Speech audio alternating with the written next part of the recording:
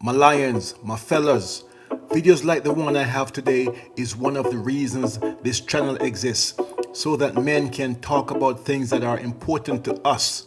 I already told you that selecting a woman, a significant other, is the most important decision you will ever make with your life. Gentlemen, meet Safaree and ericamena. They were married for 2 years, had children. She divorced him. She wanted custody of the kids and was all over the internet a few years ago crying that she only got $4,000 a month in child support. Safaree was accused of being a deadbeat father by the internet just on the word of a woman. Luckily for us, Safaree could not sit back and watch folks slander his name. He took to his platform to tell us his story. Let's watch.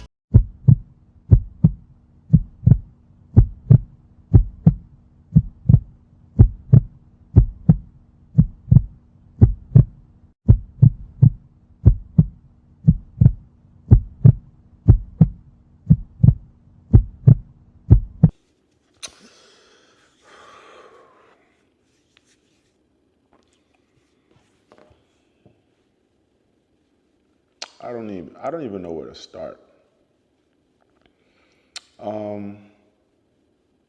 But I'm putting everything out there because the fact that people, even whether you know me or not, there still has to be like a certain level of common sense when it comes to just being a judge of character.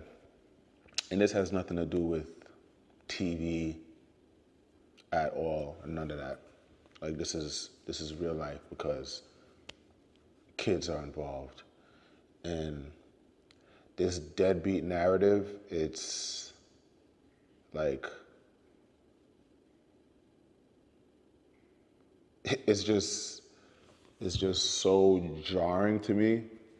It it does give me a headache sometimes, but then I'm pretty good at just brushing things off. But people who know me and especially know my situation, they're like, "Yo, how long are you gonna stay quiet?" And I just, I be sparing people, and then at the same time, it's like, yo, it's nobody's business, but I feel like everybody just feels like they know my business, and if it's reported, it's news, and that it's the truth and it's real. But I'm pretty sure that there's some men out there who could relate to this. And when it comes to being a father in a co-parenting situation where somebody wants to have full control of every single thing and they can't have control, it's just not going to be a easy transition, especially when the other person is just used to it being one way or very controlling or still wanting the whole family dynamic, and it's not there anymore. But I love my kids, and it's gotten to the point that I I have to put myself first because I'm either going to end up in jail or worse because I'm dealing with someone whose anger management is just non-existent. When I first moved to Florida, I remember I got a two-bedroom condo, and the first time I had my kids come over there after my divorce, and I started the whole visitation week and having my kids for the days I was having them. When my kids first came over in my condo, it made me so depressed because I was like, yo, they just, I felt like they were so confined and I didn't feel good about it. And I said, yo, I gotta get a house. I need a house. I can't have my kids running around in this condo and hurting themselves and just not being a fit to raise, two children in a co-parenting setup. And I found my house. And I'm gonna be all the way blunt and straight up with it. You know what I'm saying? Like I got this house because of my kids. I got this house for my kids. Seeing my kids be here running around, it's the best feeling, you know? You know, when you have children with somebody who, at the end of the day, it shouldn't even have happened, because I should have just noticed certain things when it came to parenting. What did this man see in her personality that was different than what the public perception was? There are clips all over the internet of his ex-wife wilding out, and yet he married her anyway and brought babies into this madness.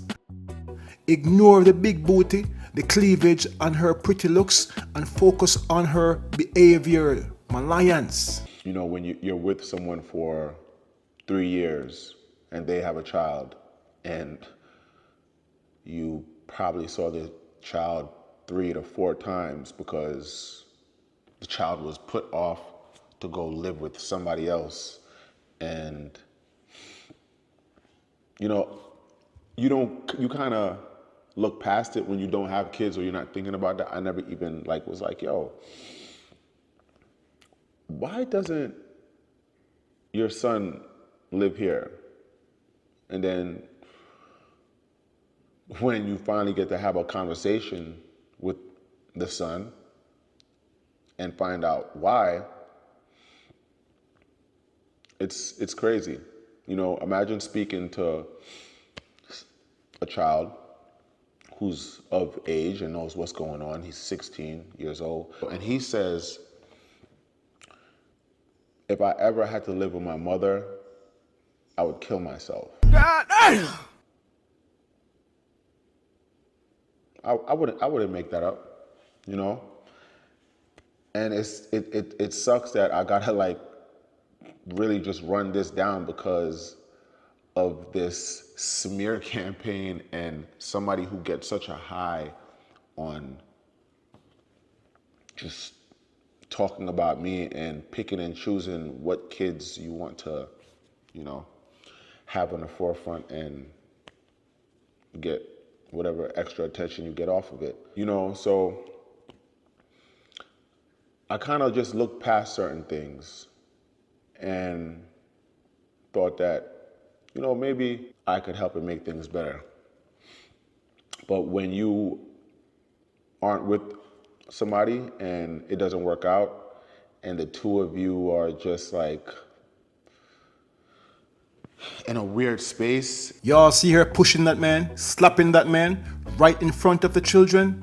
Imagine calling a man a deadbeat when behind closed door, this is what he has to deal with on a constant basis. For you men who didn't have a father around, don't automatically believe he left you. He probably left your mother, and she made it harder and harder for him to be around, since every time he wants to see you, she has to be around, and he'd have to deal with all this nonsense from her. And by the way, brethren, this is something I can relate to in my personal life. And everything is a fight, especially in front of the kids. I'm not gonna subject myself to that. My kids have never, ever seen me upset. My kids have never heard me yell. You're dead to me. You're dead to me. Yeah, you are too. You've been dead. You've been dead more than I need you. No. Before I need you. Remember that. Nice flow, Linda. Yeah, go ahead. You too, bitch. Go ahead. Go ahead. Because your other 2 kids are going to be miserable just like you. Oh, fuck all of y'all. Go ahead. Jerk off. Go ahead. Go ahead. Go ahead. All of y'all. Go ahead. All because of you. All because of you. All because of you. I don't argue. That's just not in me.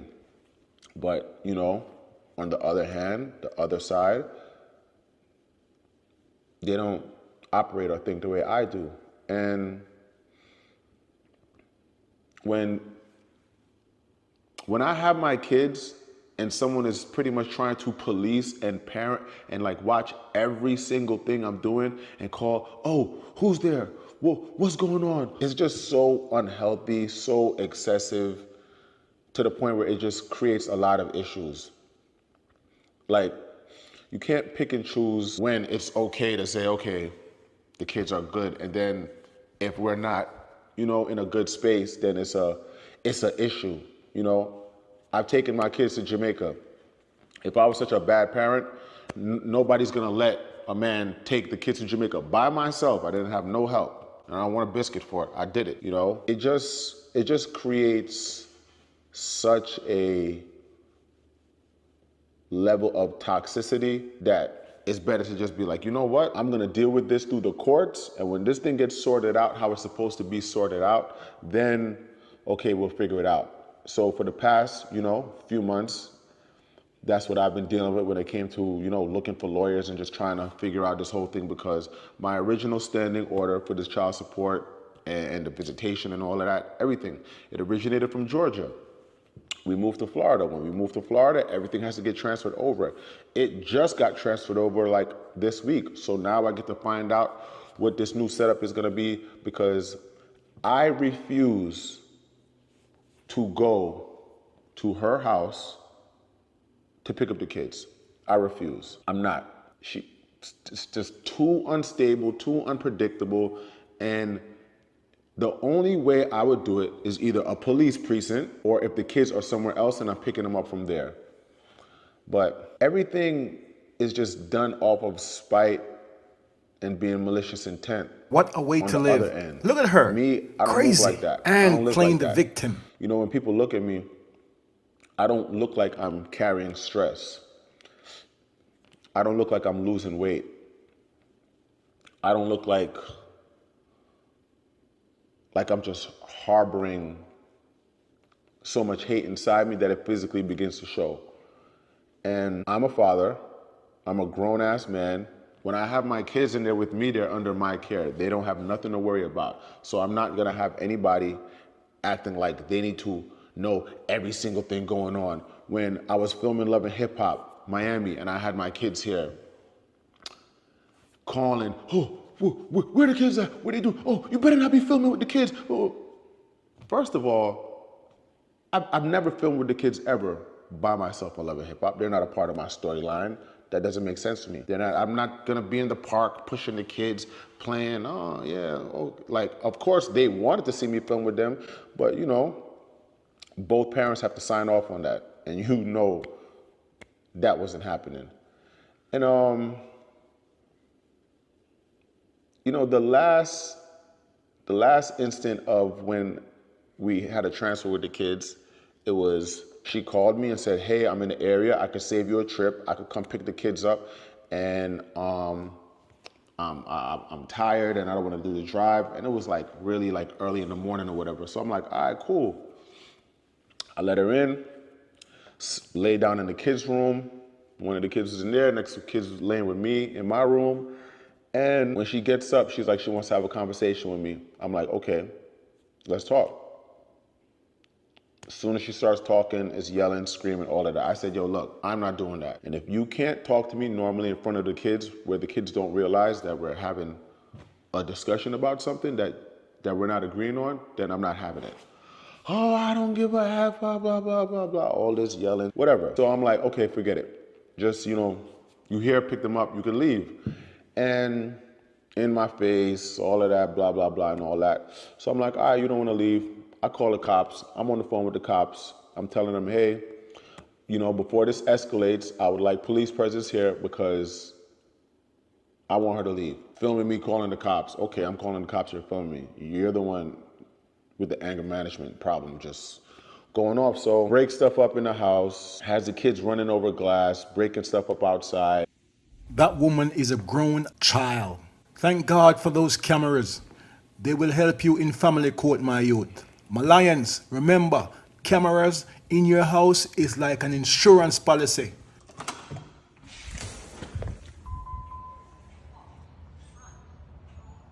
After that, I just was like, you know what? If I can't pick up my kids in a place that is like a drop-off point or a police precinct, I'm not picking them up because I'm not going to her house ever again in life. Now, doing this will reflect badly on him. His ex-wife will claim he is a deadbeat and only seeing his children 15 or 16 times per year. She knows the terms for picking up the children, but she will not adhere to it because she is a bumbleclad devil.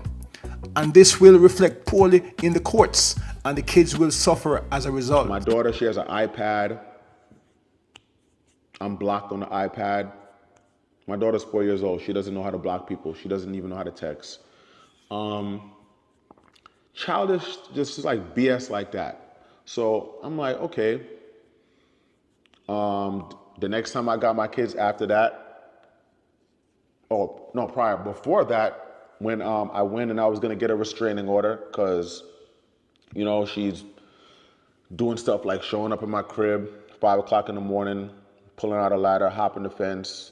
Oh my God, what is that? Oh my God, what is that? Oh, what the? Yo, this woman mad to rascal.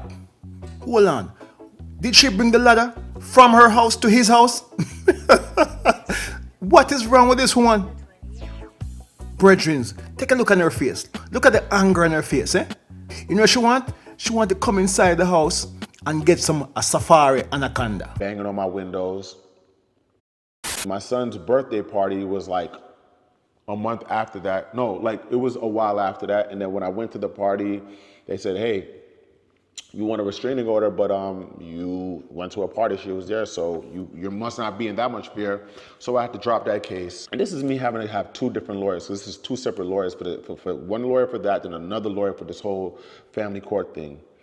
And next time I got them, it was for, you know, beginning of the summer. And I was like, yo, I'll keep the kids for the summer. Let me know. My mother and my sister's here. They love being around them. They want to be around them. That's the issue. I can't reach my daughter's iPad. Pickup situation isn't sorted out. So when I finally do get them, I sign them up for summer camp. She gets so mad at me for signing them up for summer camp. There's a summer camp by my house. She lives 40 minutes away from me. Summer camp. I'm like, cool, I got them. Let me at least do that. Because, you know, they were here. And my mother's like, yo, you can't just be having them here playing, whatever. She was like, they need some, you know, structure. Sign them up for summer camp. I was like, you know what? That's a good idea. I signed them up for the summer camp. I paid for it. I paid $2,000 to put them in summer camp. They went to summer camp for 3 days because she had such an issue with me putting them in summer camp by my house. And it was like, why didn't I talk to her, blah, blah, blah. And it's like, okay, I have the kids, they're under my watch and care. I want to put them in a summer camp by me. And I'm gonna show y'all because this like, not just talking just to talk, but put them in summer camp. This was the first month. This is what it was supposed to do. This is what it's supposed to be. This is the schedule. Summer camp July, boom, boom, boom. The entire month. This was gonna be their schedule for the entire month. This is their lunch schedule. This is one of the things she made for me in one of the days that she was in summer camp. So I'm like, okay, what's wrong with putting the kids in summer camp? And it just was such a control thing, and it created it created so much drama. Oh, drop the kids off. Oh, you putting them in summer camp. Oh, just nothing made absolute any sense. Nothing. Like it was just such an irate, ignorant conversation. Cause it's to the point where we don't even speak direct. Like my house is set up for them. I got their shrine set up. This is for them. This is their area. You walk in. This is Maji's room. Ain't no deadbeat doing this. Deadbeats ain't doing this.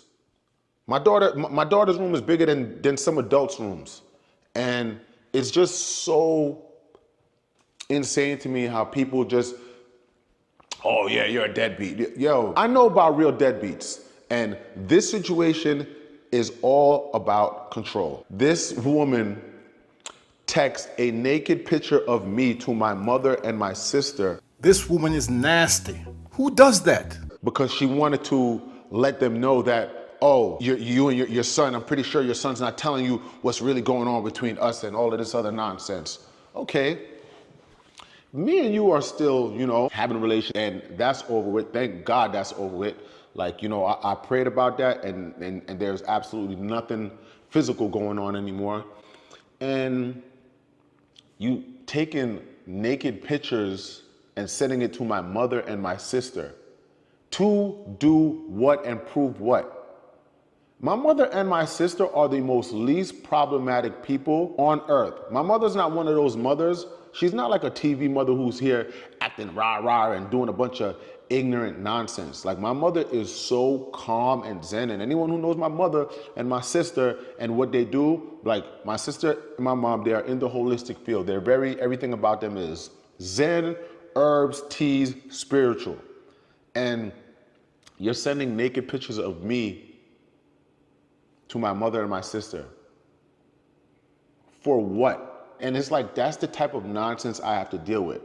I cannot ever pick up my kids in peace. Everything is just long and drawn out. And it's just so unfair that when a woman says something, no matter what, it's like, oh, it's the man's fault. People are like, but you didn't know. And I'm kind of like, you know what? Well, I thought I could make somebody not be just like as angry. But then when things just started like going sour and not working out, it just became it's just not even realistic to deal with. My lions, I know masculine men are solution oriented, but you cannot find a solution for bad behavior unless the woman is greatly incentivized to do so. If you marry her, she loses all the incentives because you two are now locked together. No, I am not saying all women will act this way after marriage, but they are less incentivized to check their bad behavior. Plus, my brethren, if you knew she was like that before marriage, it's all your fault. I saw somebody say one time, and I totally felt it. And if you're a father, I know you could relate to this. And it's like, they're like, yo, when you're dealing with a woman who makes you being a parent, they just make it so hard. It is so draining dealing with someone who's trying to draw you out, someone who wants a reaction from you, someone who talks about you nonstop because they want a reaction. I'm not one of those people. I don't care about people liking me and caring and proving my point. Like, hey guys, look, no, this isn't true. This is what's really happening. People who know me, my mouth has been quiet for years. I don't say nothing. It's just so draining. Like, everything about it. Like, her own family is going after her for child support because she doesn't do anything to help her son. So then to try to make it seem like I'm some deadbeat and I'm not trying to be there for my kids, I would love to be there for my kids, but it would be nice for you to get out the way. Let me be a father. Let me take my kids and go wherever I want with them. My kids are never in danger. They don't ever have to worry about nothing. This is not about money. This is not about child support. My kids love me.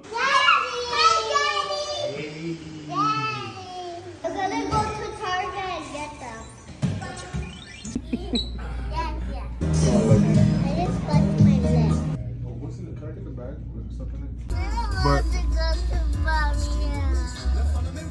mommy missed me. She was missing you. She was looking for you.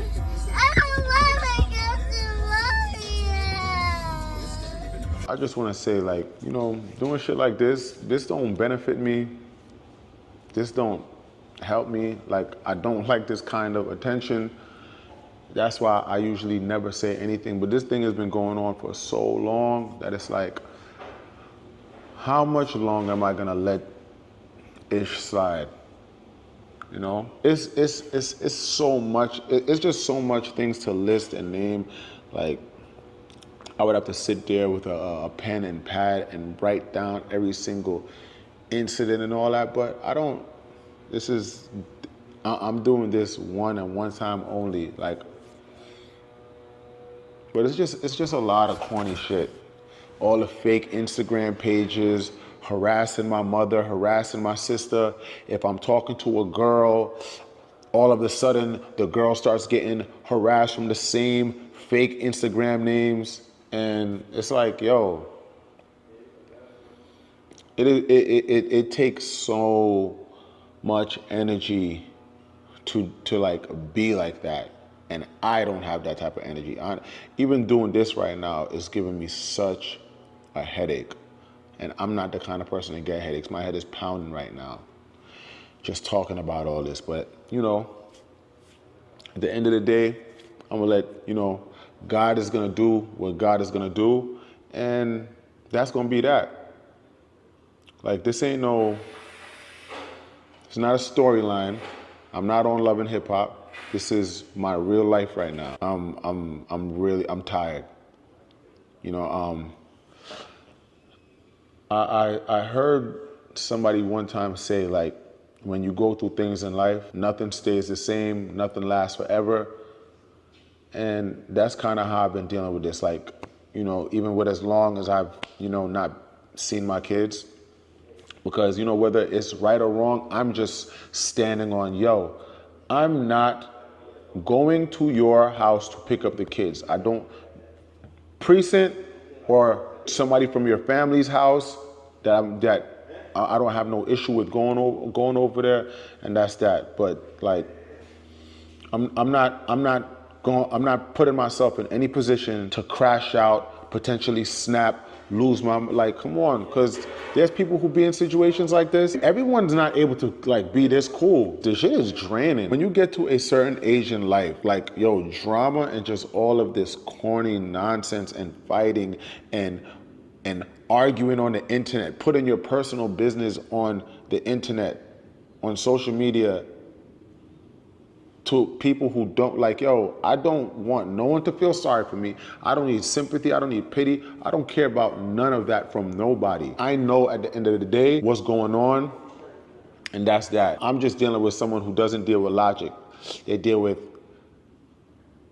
their way or no way. And if it's not their way, you're gonna get harassed. And I don't got time, yo, I don't care what nobody's doing. I'm not harassing you. You DMing girls that I was talking to and telling them shit and saying, it's like, yo, it's corny. Yo. Let's end this right here. Fellas, I need you to extract the lessons from this video to aid you in your decision-making process and to know some of the red flags to look out for. Let's learn from Safaree and not repeat his mistakes. Let me know in the comment section what you think of the situation, and if you can, share your story for other men to learn from.